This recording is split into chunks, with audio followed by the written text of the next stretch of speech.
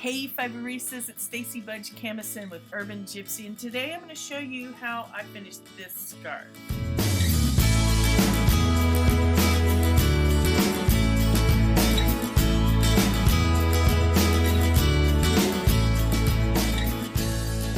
can see I did a hemstitch and a twisted fringe. So yesterday when I finished up this scarf, I recorded a demo to show you exactly how I did that. It was a question that had come up in the Fiber Art Collective. If you're not a member of the Fiber Art Collective, click on the link down below. I'm going to direct you to the Facebook group. It's a private group, but it's free to join, and there's lots of wonderful inspirational sharing going on over there. So without further ado, let's get to the demo.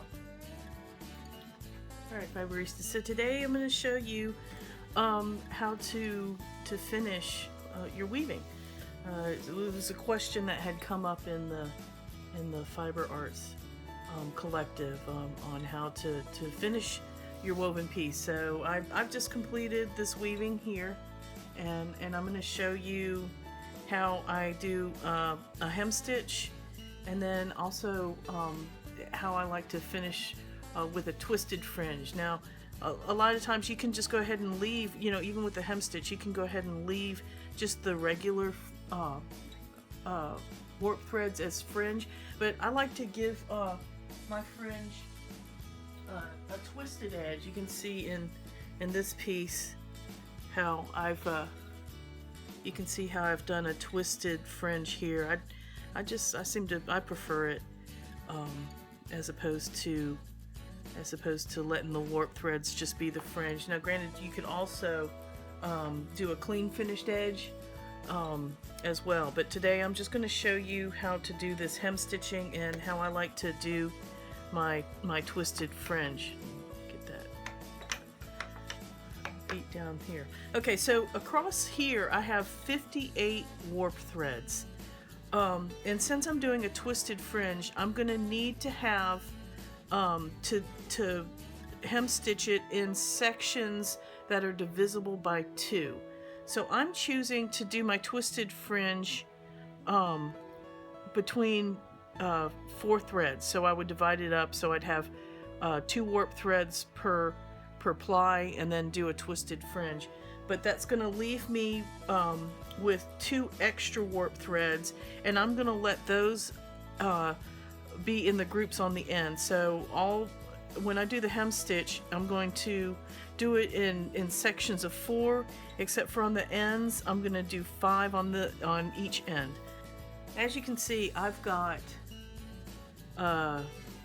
just left myself a nice generous length of my last weft yarn, and I'm using a tapestry needle, and this is what I'm going to do. Okay, so I had said that I was going to do 5 on each end, so this is a cluster of 5. So what I'm going to do is I'm going to take my needle and I'm going to come in between the 5th and the 6th warp thread and pull it around, and you can see how that it's going to wrap around. And then I'm going to come in down between the 5th and the 6th warp thread, down about 3, and do a stitch right there. And you can see how that's going to lock that in. Alright, so then I'll go back over here and pick up 4 more warp threads. And then I'll loop it back where I came from. And you see that's going to lock that in and go back through down below 3. And you can see how that's going to wrap and lock those into place. So I'm just going to do that across.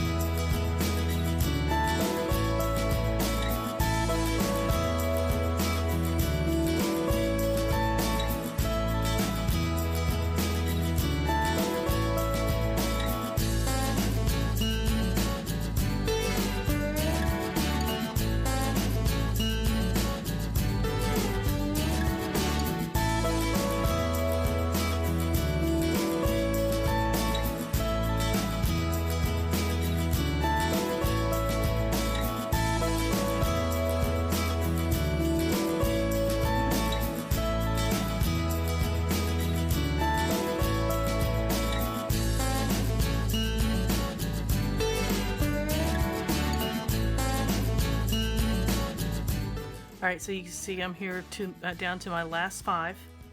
So I am going to finish off by looping this around, and then I'm going to make kind of a slip knot down through here.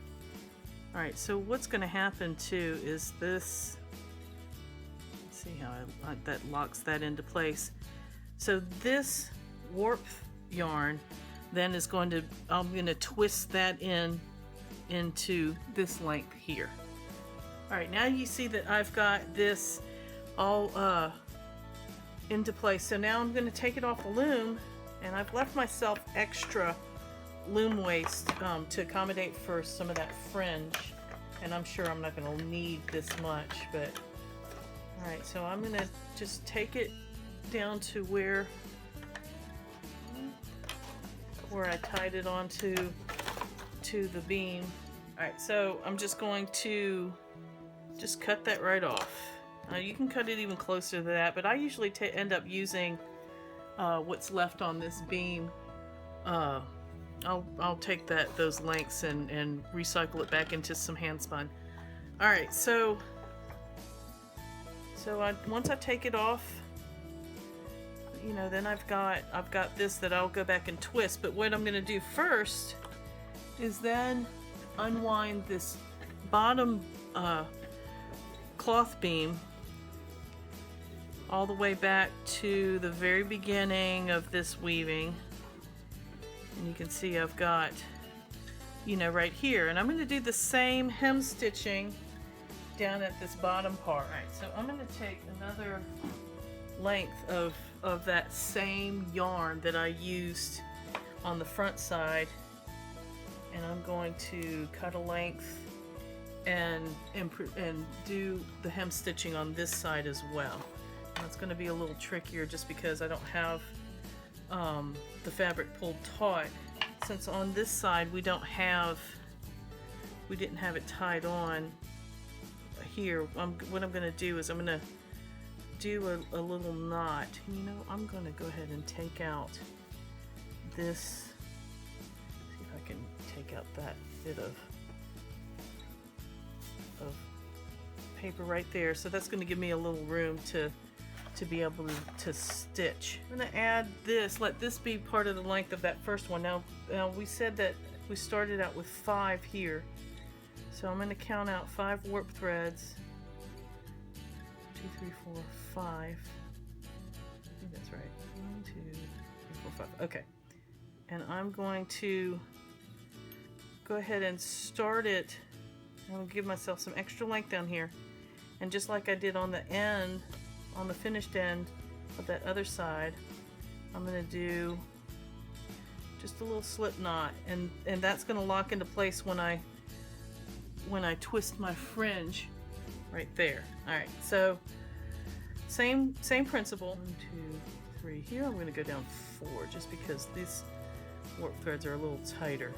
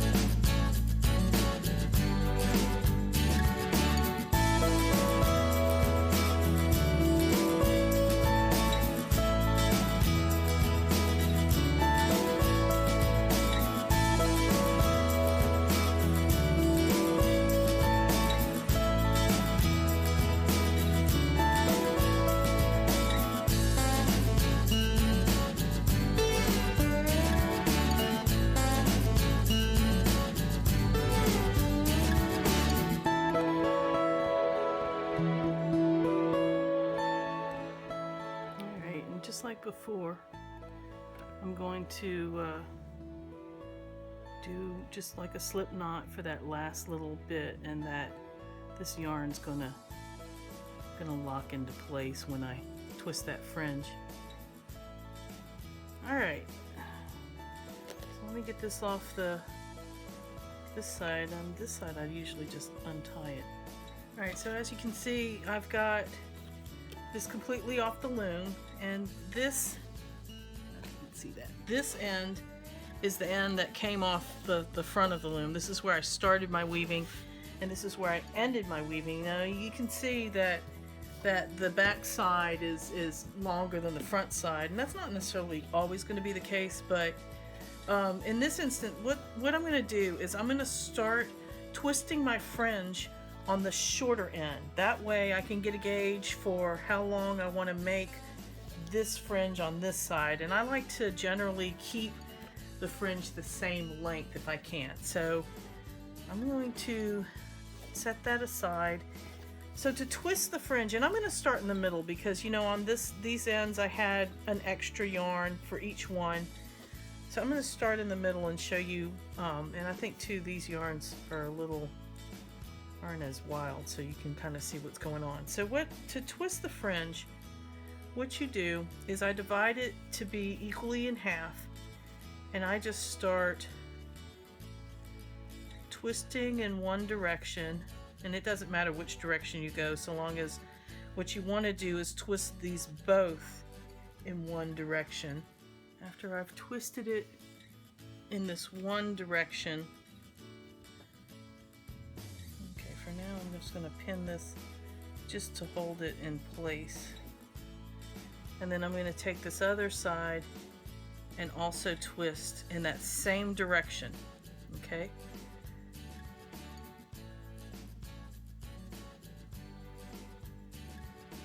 Twist it about as you know, get it pretty tight. It's starting to kink on itself. So then what you do is I hold these two together and I actually knot it down here at the ends. So when you let go, they're going to twist onto each other like so. Okay?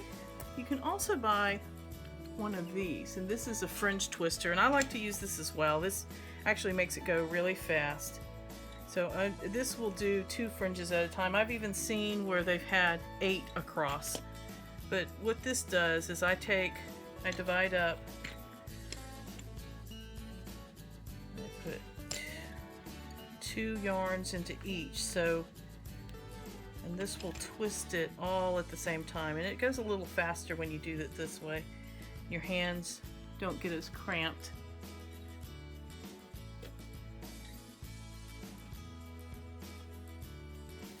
Alright, so then what you do is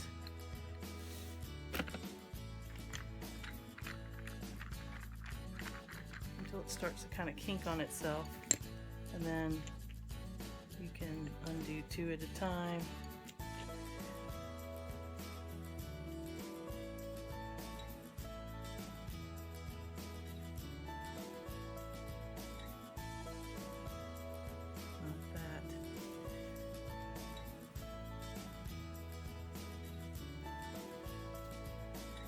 Alright, there you have it. So once I get all this side done, then I'll measure this side to be the exact same. Oh, and I'm going to show you on the ends.